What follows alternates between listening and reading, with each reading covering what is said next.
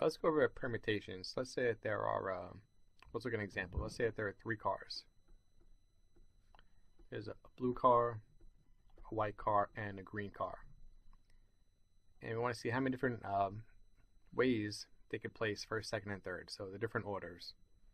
So the blue car could come in first, then the white car could come in second, and then the green car.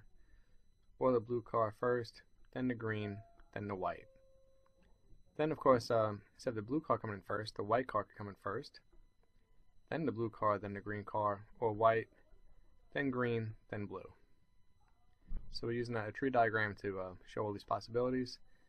And, of course, the green car coming first, then blue, then white, or white, then blue.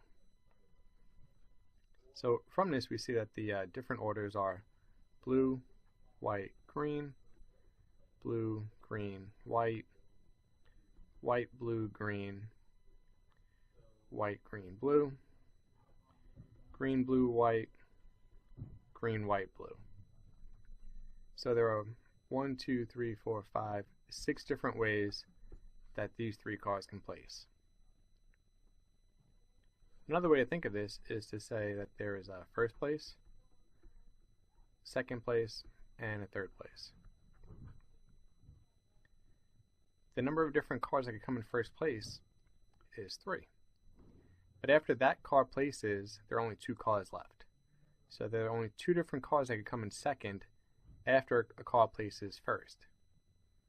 Okay, after a car places second, there would only be 1 car left. So there's only 1 car left to come in third. We see if we multiply these 3 times 2 times 1, we also get 6. This is the same as doing 3 factorial, which means we just multiply 3 times 2 times 1, just count down to 1. If we had 4 cars, we'd do 4 factorial and see how many ways they could place. So it would be 4 times 3 times 2 times 1. We'd multiply this out and we'd get 24.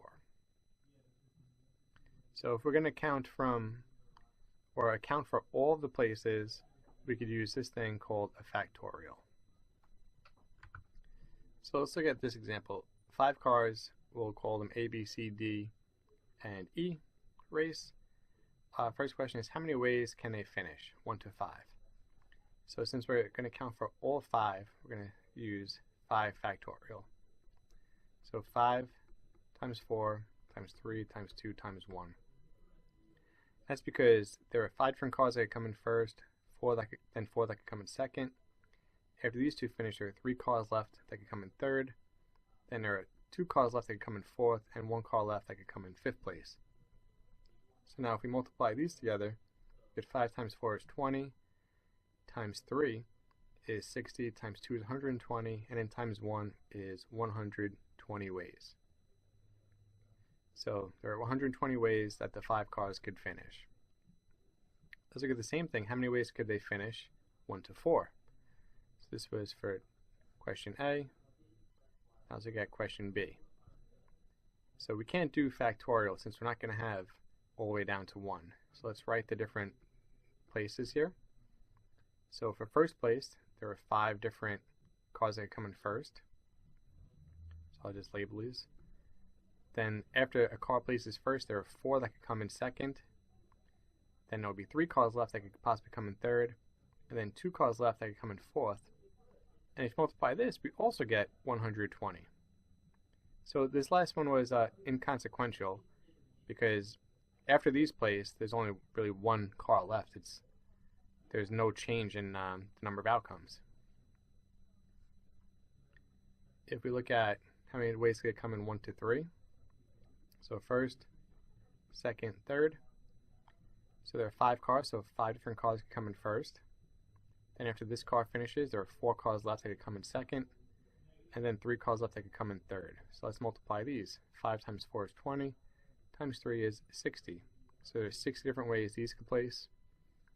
If we look at D, 1 to 2, so first place, second place, 5 cars could come in first.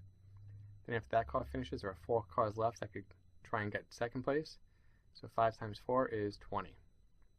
So just want to point out in case you're a little confused, these are not fractions. I'm just labeling this. So this is first, second, third, and fourth.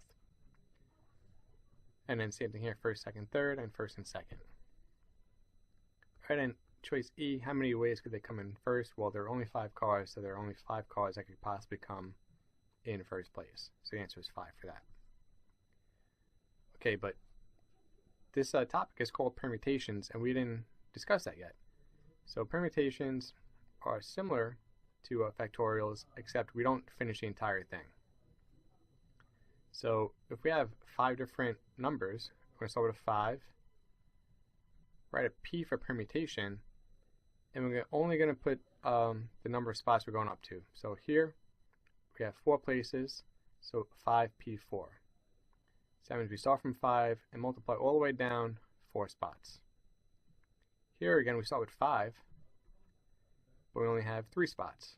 So 5P3, this would be 5P2, and this of course is 5P1. And 5 factorial, this one, 5 factorial with 5 times 4 times 3 times 2 times 1 is the same as 5P5. So these are interchangeable.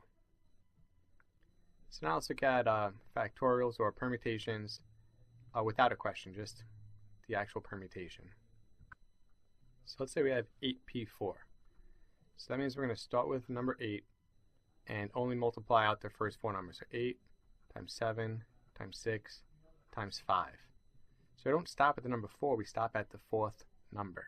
So 8, 7, 6, 5, 1, 2, 3, 4, and multiply this out, which is going to be pretty large. So let's use a calculator. Okay, we have 8 times 7 times 6 times 5, 1,680.